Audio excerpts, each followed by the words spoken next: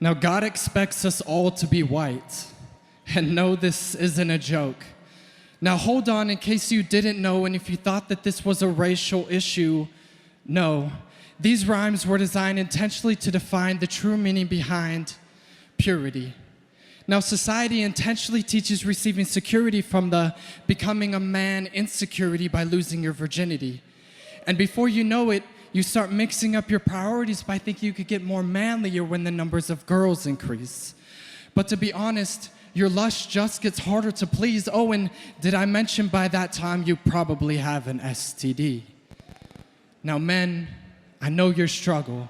One small tug can get you into big trouble, and it's so subtle, the tiny lies as small as a puddle, until you find yourself online, hypnotized with glued eyes, muzzled from the reality that you've just puzzled your spirituality. And although you're satisfied, it's only for a brief moment. The feeling of emptiness inside begins to be permanent, and the loss of self-esteem and self-worth is just the beginning of the torment. And here comes the conviction. The contradiction of being a good Christian. There has to be a prescription for this addiction. Okay, men, now listen.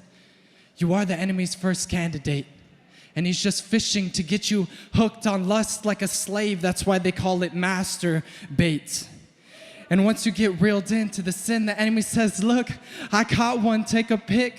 He pleases himself, he's selfish, as you get cast out into the lake of fire. Now, ladies, this poem isn't just for men. Have you ever laid on the bed, heart wide open, hoping you would gain something, but you've actually lost it? Now broken, you're just clinging to the words that he had spoken. Baby, if you love me, you would do this. But you're not here for his entertainment.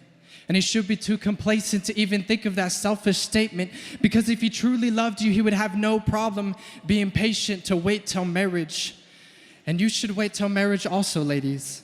And remember, you don't need someone to reassure you that you are beautiful, that you are loving, caring, compassionate, courageous, and brave, that you are fearfully and wonderfully made. And if you walk in the Spirit, you will have the fruits of the Spirit. And anything opposite of this is not from God, but from the enemy. So please take a brief moment to think of your insecurities.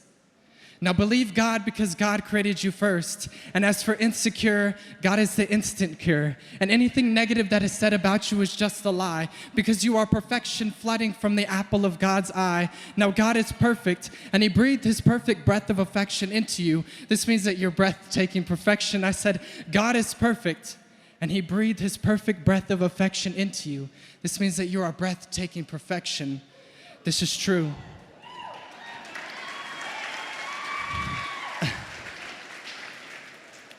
Now, the Bible said that God did not call us to live a life impure, but to live a holy life.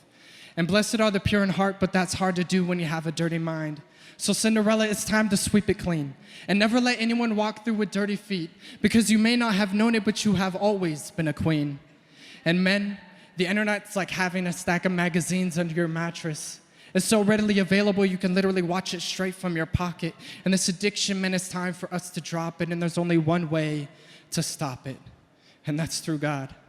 Through God, for the flesh desires what is contrary to the Spirit. So if you walk in the flesh, you will already desire what is contrary to the flesh.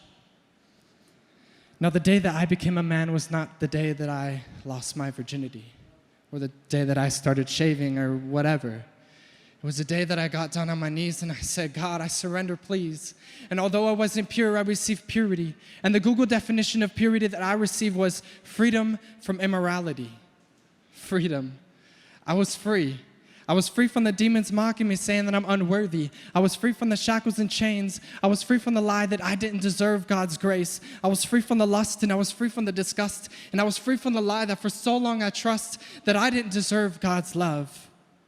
I was free, and I was white as snow. I was clean. This is my definition of purity. Will you join me? Thanks.